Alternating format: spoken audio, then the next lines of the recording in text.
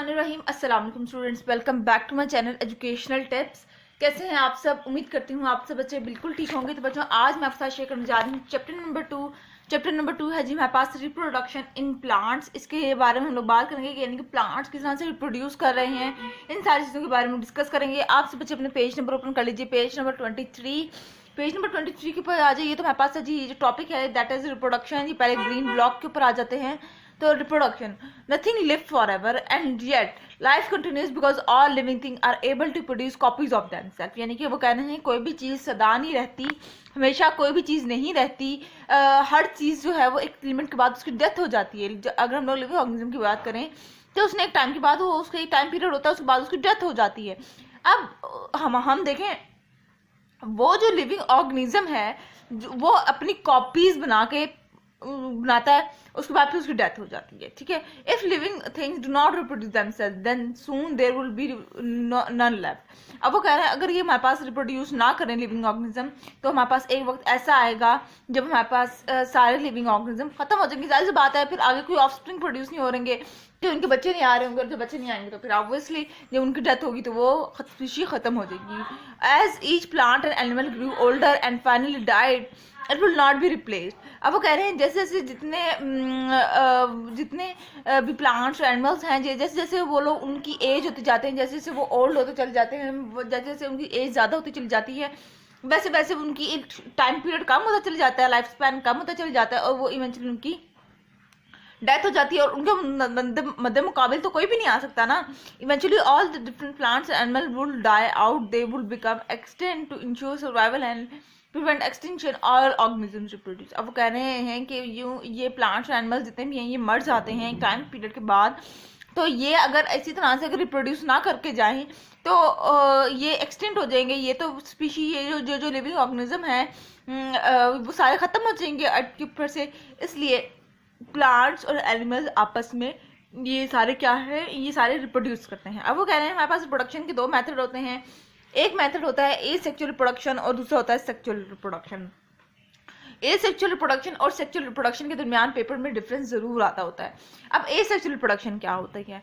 A sexual reproduction produce new individual without the fusion of gametes. यानी कि gametes मिलने बगैर एक न्यू ऑर्गेनिज्म प्रोड्यूस हो जाए, उसको हम लोग कह देते हैं ये एसेक्सुअल रिप्रोडक्शन हो जाते हैं। Offspring are genetically identical to the parent plant on and each other. ठीक है, अब वो कह रहे हैं जो हमारे पास अगला ऑफस्प्रिंग जो बच्चा पैदा होगा वो अपने मामा पापा जैसा ही, बिल्कुल अपने मामा पापा जैसा होगा। अब आ जाते हैं हम लोग सेक्सुअल रिप्रोडक्शन के अंदर। सेक्सुअल रिप्रोडक्शन के अंदर हमारे पास गैमेट्स जो हैं वो आपस में मिलते हैं। ठीक है, इसके अंदर गैमेट्स नहीं मिलते, इसके अंदर गैमेट्स मिल जाते हैं आपस में। Offspring are genetically different from parent plant और प्लांट एंड ईच अदर। अब वो कह रहे हैं जो ऑफस्प्रिंग होगा, जो नया जो बच्चा होगा, वो जो है वो थोड़ा सा उसके दरमियान उसके अंदर डिफरेंस होगा अपने पेरेंट्स से। ठीक है, the process of reproduction of offspring is called reproduction. और ये जो ऑफस्प्रिंग का प्रोड्यूस होना है, इसको हम लोग, इस होल प्रोसेस को हम लोग कह देते हैं रिप्रोडक्शन का नाम दे देते हैं। They are two main type of reproduction in plants. Plants के अंदर दो तरह की रिप्रोडक्शन होती है। एक होता कहते हैं हम लोग सेक्सुअल रिप्रोडक्शन और दूसरे को हम लोग कहते हैं asexual reproduction. In sexual reproduction an organism is formed by the combination of genetic information from each of its parent. यानी कि अगर हम लोग सेक्सुअल रिप्रोडक्शन की बात करें तो ऑर्गेनिज्म जो है वो अपने पेरेंट से जेनेटिक इंफॉर्मेशन लेता है। ये जेनेटिक इंफॉर्मेशन यानी उसकी जीन्स लेता है कि उसकी कलर क्या है, हाइट क्या है, उसका अपने पेरेंट्स जैसा होगा। ठीक है, in this type of reproduction unique organism similar to the parent is produce. जाहिर सी बात है, जब वो पेरेंट्स वाली सारी खसूसियात लेगा तो वो अपने पेरेंट्स जैसा ही लगेगा। यानी सेक्सुअल प्रोडक्शन में जो ऑफस्प्रिंग होता है वो अपने पेरेंट्स जैसा ही होता है। Plant generally produce flower for sexual reproduction. Flower contain the reproductive organ which produce gametes. ठीक है, अगर हम लोग प्लांट्स की बात करें तो वो प्लांट्स के अंदर जो फ्लावर होते हैं वो सेक्सुअल रिप्रोडक्शन ही के लिए बने हुए होते हैं। ठीक है, और फ्लावर के अंदर वो गैमेट्स मौजूद होते हैं जो और सेक्सुअल प्रोडक्शन में भी हम लोगों ने ऊपर पढ़ा कि गैमेट्स मिलते हैं। ठीक है, तो फ्लावर अगर हम लोग प्लांट्स की बात करें तो उसके गैमेट्स कहाँ पर होंगे? फ्लावर के अंदर हो जाएंगे। अब हम लोग बात कर लेते हैं अपना एसेक्सुअल प्रोडक्शन के अंदर। एसेक्सुअल प्रोडक्शन के अंदर अगर हम लोग आ जाते हैं, in asexual production only one organism is involve. Asexual production के अंदर both male and female involve नहीं होते। सेक्सुअल प्रोडक्शन के अंदर मेल और फीमेल इन्वॉल्व होते हैं, जबकि एसेक्सुअल प्रोडक्शन के अंदर सिर्फ और सिर्फ फीमेल इन्वॉल्व होगी या मेल इन्वॉल्व होगा, दोनों में से एक स्पीशीज इन्वॉल्व होती है, ठीक है। The offspring are the exact copies of the parent because they get all the genetic information from one parent organism. यानी कि जो ऑफस्प्रिंग होंगे वो बिल्कुल डुप्लीकेट होंगे अपने पेरेंट्स की। इसकी वजह क्या है? इसकी वजह ये है कि वो सारी जेनेटिक इंफॉर्मेशन अपने उस वन पेरेंट जो इन्वॉल्व था उससे ले लेंगे, ठीक है। सारी इंफॉर्मेशन, सारी मतलब ट्रेड्स जो है, सारी कैरेक्टरिस्टिक उसके पेरेंट्स वाले होंगे। द पार्ट्स ऑफ फ्लावर के ऊपर बात कर लेते हैं। आपके फ्लावर के कौन कौन से पार्ट्स होते हैं, कैसे कैसे होते हैं। Many flowers, no matter their size, color और shape, contain both male and female reproductive organ। अब वो कह रहे हैं हमारे पास बहुत से ऐसे फ्लावर्स हैं जिनके अगर हम लोग अभी बात ये कलर, साइज वगैरह की, लेंथ वगैरह की नहीं कर रहे हैं, लेकिन बहुत से ऐसे फ्लावर्स होते हैं जिनके अंदर बहुत मेल पार्ट भी होता है और फीमेल पार्ट भी होता है। They are 4 parts of flower. अगर हम फ्लावर के पार्ट्स की बात करें तो उसके 4 पार्ट्स होते हैं। एक होता है सेपल, फिर होता है पेटल, फिर होता है स्टेमन और फिर होता है carpel. They are arranged in a ring, one inside the other, from sepal as the outermost ring to carpel as the innermost ring। अब वो कह रहे हैं ये ना हमारे पास रिंग की फॉर्म में होते हैं, यानी टॉप मोस्ट रिंग, सबसे ऊपर वाली रिंग में कौन होता है? हमारे पास सेपल होता है, और सबसे नीचे वाली रिंग के अंदर कौन होता है? कार्पल होता है, ठीक है जी। The leaf like sepal protect the flower while it is. देखा आपने, जब कभी आपने कली देखी है तो यूं करके शेप होती है कली की। अब अगर हम लोग कली को देखें तो वो जो उसके ऊपर वो जो पत्तियां सी नहीं लगी हुई होती कली के ऊपर, है ना, जो कली होती है यूं करके उसके ऊपर पत्तियां सी पहले चढ़ी हुई होती है, अंदर फ्लावर होता है भी जो पूरा तरह से खिला नहीं होता, ठीक है। वो जो पत्तियां होती है ना उसको सेपल कहते हैं। दे आर यूजली ग्रीन, ठीक है। The petal are often brightly colored and scanned. They may be nectar at the base of the petal and which produce nectar। अब वो कह रहे हैं पेटल जो होती हैं वो क्या होती हैं? पत्तियां होती हैं जो कि कलर्ड में होती हैं, जो कलर्ड होती है, और इसके अंदर हमारे पास ये क्या प्रोड्यूस करती हैं? नेक्टर को प्रोड्यूस करते हैं, ठीक है। स्टेमिन जो होते हैं वो हमारे पास, हर स्टेमिन के अंदर हमारे पास जो होते हैं वो एंथर मौजूद होता है विच कंटेन पोलन ग्रेन, और एंथर के अंदर क्या मौजूद होते हैं? हमारे पास पोलन ग्रेन्स मौजूद होते हैं। And a stock called a filament, और एक स्टॉक होता है जिसको हम लोग फिलामेंट कहते हैं। फिर वो कह रहे हैं pollen grain contain the male sex cell. Pollen grain के अंदर कौन से सेल होते हैं? मेल पार्ट मौजूद होता है, मेल सेक्स सेल होते हैं। Each carpel contain one or more ovaries in which tiny ovules are found. अब हर ये देखिए स्टेमिन के अंदर एंथर था, एंथर के अंदर पोलन ग्रेन्स के अंदर मेल सेक्स सेल था। अब कार्पल की बात करें, कार्पल के अंदर हमारे पास ओवरीज मौजूद होंगे, ओवरी के अंदर हमारे पास यहाँ पे टाइनी छोटे छोटे ओव्यूल मौजूद होंगे।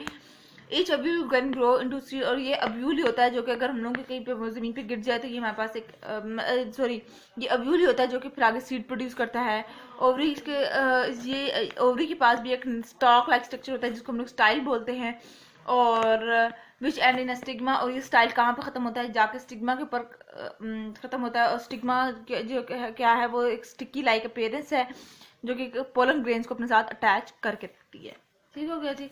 अच्छा, उसके बाद फिर हम लोग बात कर लेते हैं पोलिनेशन के ऊपर, ठीक है। ये वाली जो डायग्राम है ना, ये वाले आप लोगों ने ये फ्लावर की लेबलिंग की डायग्राम है, और ये आप लोगों ने जरूर याद कर लेनी है क्योंकि ये आप पेपर में पूछी जा सकती है, ठीक है। अच्छा, उसके बाद फिर हम लोग बात कर लेते हैं अपने पोलिनेशन के बारे में। पोलिनेशन क्या है? For a sexual reproduction to take place the male gametes must be transfer to the female part of the flower. The transfer is known as pollination. अब वो कह रहे हैं हमारे पास सेक्सुअल रिप्रोडक्शन के लिए हमारे पास मेल गैमेट्स का फीमेल गैमेट्स के अंदर ट्रांसफर होना जरूरी है, यानी मेल के जो गैमेट्स हैं वो फीमेल पार्ट के अंदर जाएंगे फ्लावर के, तो ही हमारे पास पोलिनेशन ही हो सकेगी। और पोलिनेशन भी हमारे पास 2 टाइप्स की होती है। एक पोलिनेशन होती है सेल्फ पोलिनेशन, और दूसरी पोलिनेशन का नाम क्या है? Cross pollination.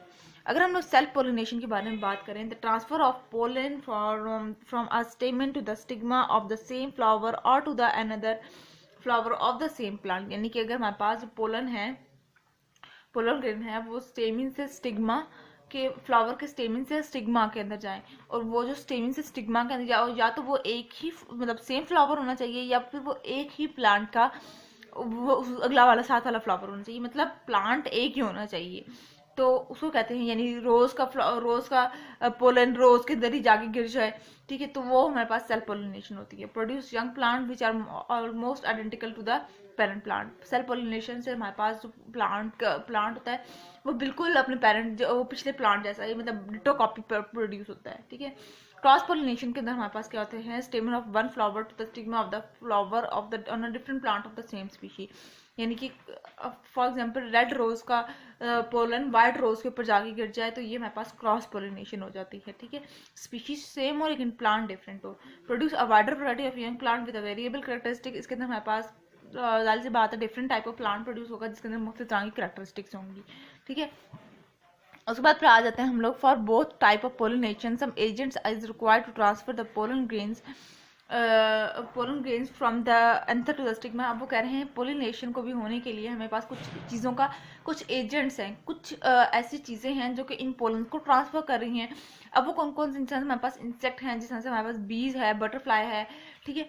ये जब पौधे के ऊपर बैठेंगी इनके साथ पोलन स्टिक हो, पोलन उनके पाँव के साथ लगकर फिर वो जब दोबारा किसी फूल पे बैठेंगी तो वो उसके अंदर ट्रांसफर हो जाएगा। हवा चलेगी तो इस तरह से भी पोलन ट्रांसफर हो सकता है। A few flowers are pollinated by water, birds, bats and other animals. बहुत कम ऐसे होते हैं जो कि हमारे पास वाटर से, बर्ड से, बैट से, इनसे पोलिनेट हो रहे होंगे, ठीक है।